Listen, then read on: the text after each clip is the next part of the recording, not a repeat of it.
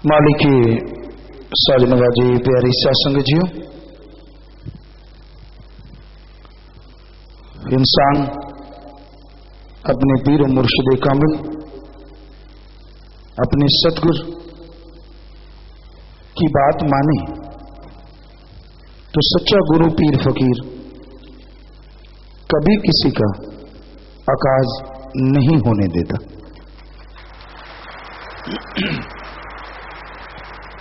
जब जब भी मुरीद अपने पीर और मुर्शिद कामिल के वचनों पे फूल चढ़ाते हैं, अमल करते हैं, तो जन्मों जन्मों के पाप कर्म करते हैं और उनका भविष्य उज्जवल होता चला जाता है।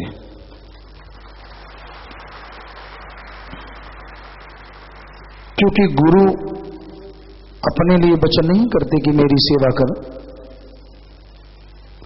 गुरु कहते हैं वो कर्म कर जिससे तेरा जीवन बहार बन जाए, वो कर्म कर जिससे घर परिवार में स्वर्ग जन्नत सचखंड से बढ़ के नजारे आने लगे, वो कर्म कर जिससे सच्चा मोक्ष मिल जाए। और वो कर्म क्या है?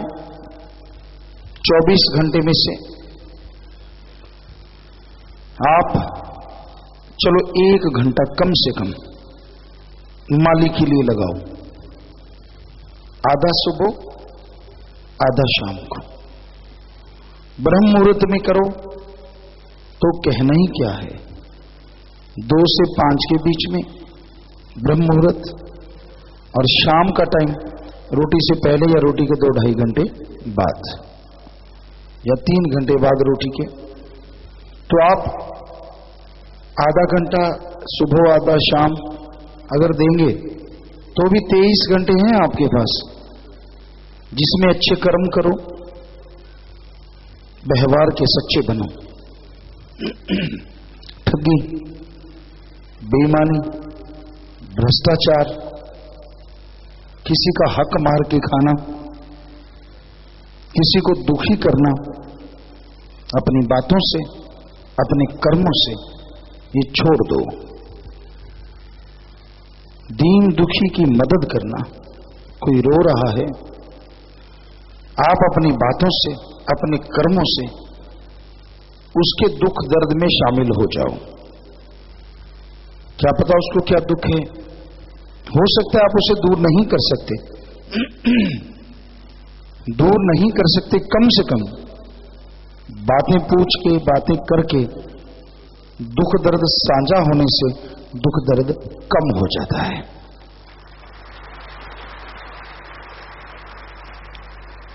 जबकि होता ऐसा है, किसी को दुखी देख के लोग और टोंट कसते हैं, उसे और दुखी करने की कोशिश करते हैं।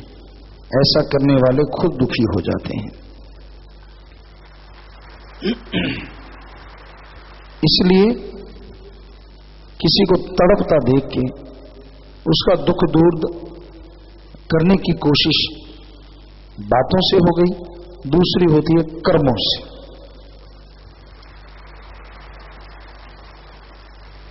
किसी की चोट लगी है, हॉस्पिटल पहुंचा दो। किसी को खून की जरूरत है, खूनदान कर दो। किसी को भूख लगी है बेहद, खाना खिला दो। प्यासे को पानी पिला दो। दे सकते हो तो विद्या दान दो। जो आर्थिक तौर पे कमजोर हैं उनको पढ़ा दो। किसी की बेटी की शादी नहीं हो पा रही, पैसे की वजह से उसकी मदद कर दो। उसका बोझ हल्का होगा, टेंशन फ्री होगा, उसका सुख आपको जरूर मिलेगा। अपने आप नहीं सोचती तो अपने 72 मानवता भलाई के कार्य हैं, उन पे चलो, सीख जाओगे भले कर्म करना। हालांकि भला कर्म करने में दिल गुर्दा चाहिए। कोई भी नई शुरुआत करनी हो, पहल करनी हो, समाज दुनियादारी क्या कहेगी कुछ पता नहीं, लेकिन बेपरवाह जी सच्चे दाता ने एक भजन बनाया है, भला करने वाले भलाई किए जा, कि हे भले काम पे चलने वाले भले काम ना छोड़ देना। लाखों गुनाहगार मिले, लाखों रास्ता रोकने वाले मिले, लाखों टोंट कसने वाले मिले, सुनो ना, आप अपने रास्ते पे दृढ़ता से बढ़ते जाओ, मंजिल जरूर मिलेगी। तो इस तरह आप अपने कर्मों से लोगों का दुख दर्द दूर कर सकते हैं। चलो आप अपनी बातों से, अपने कर्मों से किसी का भला नहीं करना चाहते, दूसरे शब्दों में आप कहते कि हमारे पास टाइम नहीं है, मान लेते, मानने वाली बात नहीं है, चलो मान लेते। फिर आप अपनी बातों से, अपने कर्मों से किसी को दुखी कभी ना करो। सुख पहुंचाने के लिए टाइम नहीं तो दुख पहुंचाने के लिए टाइम कहां से आ जाता है। तो ये कहते हैं पीरो मुर्शिदे कामिल, इसमें क्या नाजायज है? आप सुमरन करेंगे आपको फल मिलना है, आप ऐसे कर्म करेंगे आपको, परिवारों को, कुलों को फल मिलना है। परमार्थ करो, परहित। बुजुर्ग मां बाप, उनकी सेवा करो। बुजुर्ग अपने बच्चों के गाइड बनो अगर वो चाहें तो, वरना राम नाम का जाप करो।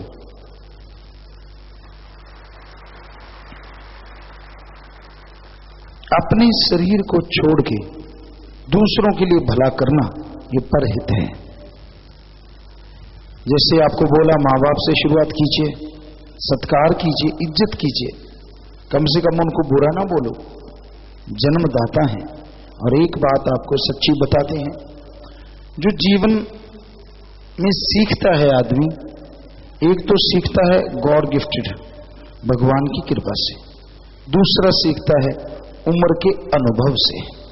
चाहे जितना मर्जी जोर लगा लो, कुछ चीजें ऐसी होती हैं जो उम्र के साथ साथ आदमी सीखता है। और आपको ये सच बताते हैं, मां बाप के लिए बच्चा कभी जवान होता ही नहीं, उसके लिए वो छोटा ही रहता है, कितना ही बड़ा बन जाए। हम आपको उदाहरण देना चाहते हैं, बेपरवाह जी ने रहमत की, वचन किए कि दोनों जहां का खजाना आपकी झोली में डालते हैं, आपने सुना। और जगह जगह सत्संग हम करते हैं, पर हमारे जन्मदाता बापूजी, उनको ये रहता कि नहीं ये कहीं दूर ना जाए। उन्होंने सुन लिया कि आदिवासी एरिया में गए हैं, सत्संग कर रहे हैं, रात को वहां रुकते हैं, वो आदमियों को मार देते हैं। वाकई ये सच था, उस एरिया में जहर बुझे तीर रखते हैं, लूट लेते हैं। बस सदगुरु ने चाहे कुछ भी बख्श दिया हो, उनके तो हम बच्चे ही उसी रूप में लिया और खून के लूज मोशन लग गए। डॉक्टरों को बुलाया गया, कहते नहीं ये बता दो वो वहां से सत्संग करके कब आएंगे, तब तक मेरे को जो मर्जी दवाई दो, कोई फर्क पड़ने वाला नहीं है, मेरा दिल ऐसा वैसा। तो हमारा कहने का मतलब, उदाहरण देने का, कि कुछ भी बच्चा बन जाए मां बाप के लिए छोटा ही रहता है। इससे बड़ा उदाहरण और क्या दें। पर आप सोचते हैं मैं ज्यादा जानकार हूं, मां बाप का दिल दुखाते रहते हो, तो क्या समझता है मुझे सब आता है, ये है वो है फलां है। हालांकि मां बाप भी हद से ज्यादा जब दखलंदाजी करते हैं, उनकी बेहद गलती है। उम्र का तकाजा 50 साल के हो गए, बस रिटायरमेंट ले लो, राम नाम जपा करो, देखो नजारे जिंदगी में बहारें छा जाएंगी, इतनी खुशियां मिलेंगी जो 50 साल पहले आपको कभी नहीं मिली। और आप सोचोगे यार सारी जवानी अधेड़ अवस्था भी मालिक के लेखे क्यों नहीं लगाई। दोनों तरफ कमी होती है, ताड़ी एक हाथ से तो बजती नहीं, एक हाथ ऐसे ऐसे करते रहो कुछ नहीं होता, चुटकी बजती है, ताली नहीं बजती। तो इसलिए जरूरी है दोनों पीढ़ियों का समझना, बात वहीं लेके आते परमार्थ, परहित के लिए टाइम जरूर निकाला करो। बेपरवाह जी ने ये कहा कि गृहस्थी सेवादार भाई जो सेवा करते हैं धन्य हैं, परिवार भी पालते हैं, सेवा भी करते हैं, मालिक बेहद खुशियां देते, आंखों के तारे दिल के टुकड़े होते हैं, मालिक को अति प्यारे होते हैं। और ऐसे सेवादार सेवा करके ओर निभाते हैं तो मालिक उनकी भी पता नहीं कितनी कुलों का उद्धार कर देते हैं। फिर बेपरवाह जी ने आगे लिखा, भजन में आया, सच्चे सौदे दी फकीरी दा मुकाम बड़ा उच्चा, इथे मिट्टी होके रहना पैंदा शानदा की कम। बहुत बड़े वचन है कि जो ब्रह्मचारी सद्ब्रह्मचारी बन गया, दुनिया त्याग दी। भीष्म पितामह हम कई बार बता चुके हैं, बड़े मशहूर हुए। असल में हुआ क्या था, उनके जो पिता थे वो गंगा की औलाद थे, भीष्म पितामह। उनके जो पिता थे, क्योंकि गंगा तो उनको छोड़ के चली गई थी, वचन नहीं माने उन्होंने, तो एक मलाह की लड़की पे आशिक हो गए बेहद ज्यादा। और उस लड़की ने ये शर्त रख दी, उसकी मां ने, बाप ने शर्त रख दी, हे राजन शादी तो हम कर देंगे आपसे इस लड़की की, और क्या चाहिए मां बाप को कि एक मलाह की लड़की को राजा मिले, लेकिन एक शर्त है। क्योंकि उनको पता लग गया हर कोई मतलब परस्त होता है, जब मजबूरी आ जाए ना हर कोई उसका लाभ उठाना चाहता है कि भी नोट मिल रहे हैं, फलानी चीज मिल रही है, अब मौका है, उठा लो फायदा। अब नहीं उठाओगे तो कब उठाओगे? मतलब प्रस्त, मौका प्रस्त कहते हैं ऐसे लोगों को। जैसे गिद्ध होती है, गिद्ध होती है जब मुर्दा मरता है पशु तो वो मंडराती, आजकल तो खत्म ही हो गई, पहले मंडराती थी तो कहते थे कोई मुर्दार पशु मरा है, वो मौके की ताक में रहती थी। तो ऐसे वो लोग थे, कहने लगे राजन बेटी की शादी करेंगे, शायद सत्यावती था नाम उसका, कि हम सत्यावती की आपसे शादी कर देंगे, लेकिन आपको वचन देना होगा कि इसका बेटा राजगद्दी पे बैठेगा।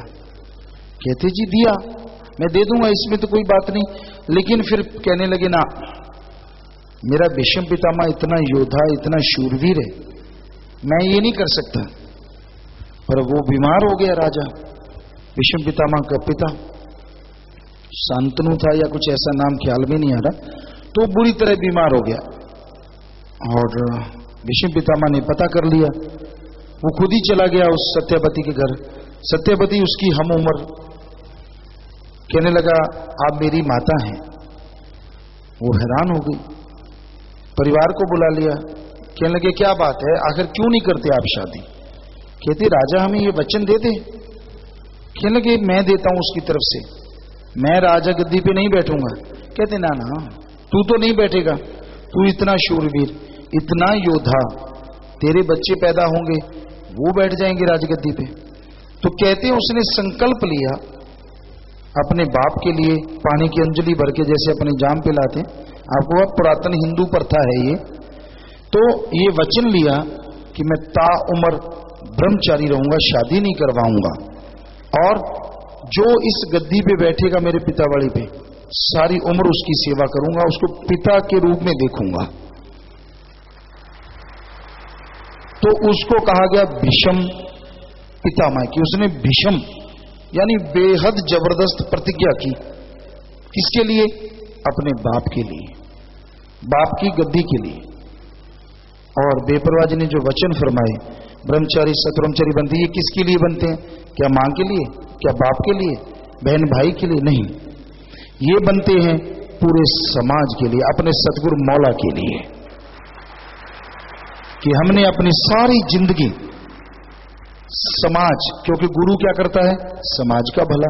तो जैसा गुरु करे वैसे शिष्य, सारे समाज के लिए ये लोग प्रतिज्ञा लेते हैं, प्रतिज्ञा लेके उसी टाइम पर्ण करते हैं, सारा कुछ छोड़ देते हैं जो सतब्रह्मचारी ब्रह्मचारी, कि हम पूरे समाज के लिए, मालिक की औलाद के लिए सारी जिंदगी लेके लगा देंगे। अब खुद बताइए, विषम प्रतिज्ञा उसकी थी या इनकी है?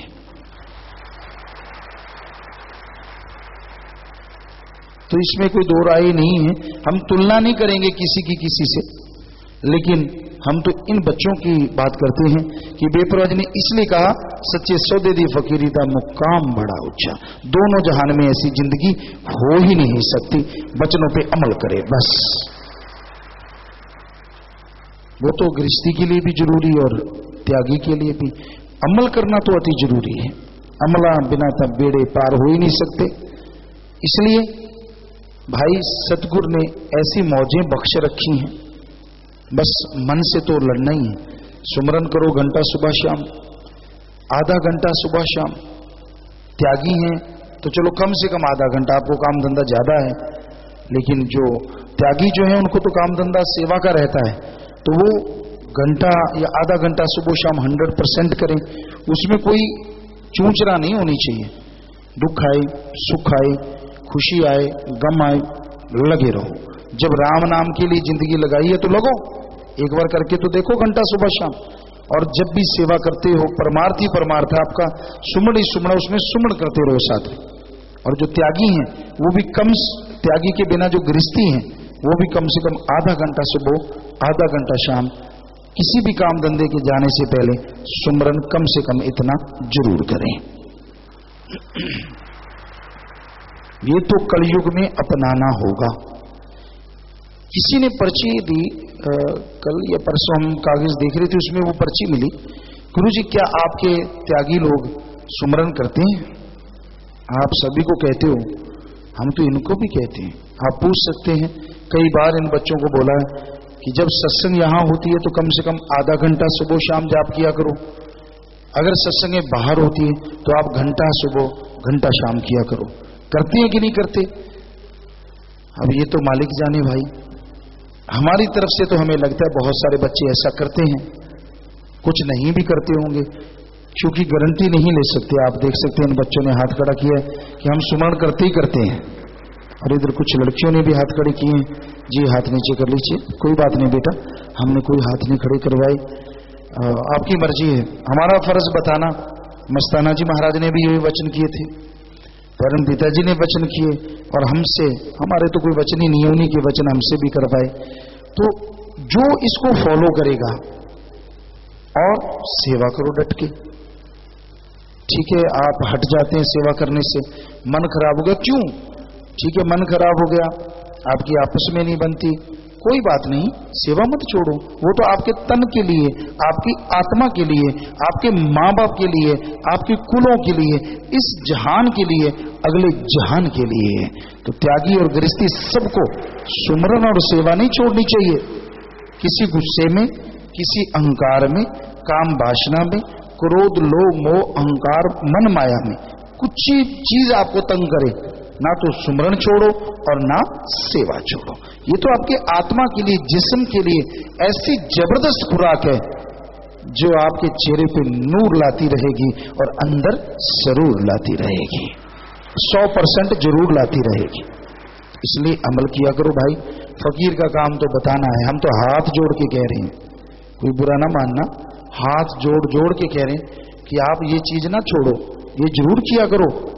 चाहे आप कोई सेवा करते हैं, सुमरन ना छोड़ो, आधा घंटा सुबह शाम। बताओ कौन सा कारोबार है आपका जो आधे घंटे में छूट जाएगा? क्यों नहीं करते आप? क्योंकि सख्त अल्फाज कहते हैं, फिर आपको बुरा लगता है। तो प्यारे साथ संगतियों, आप इस पे अमल कीजिए, आपका ही भला है, तन का भला, मन का भला, क्योंकि मन का बुरा होगा तो ही आपका भला है ना। तो तन का भला, मन का बुरा, आत्मा का भला, परिवार का भला, कुलों का भला राम नाम जपने से, सेवा करने से होता रहता है। इसलिए सुमरन के पक्के बनो।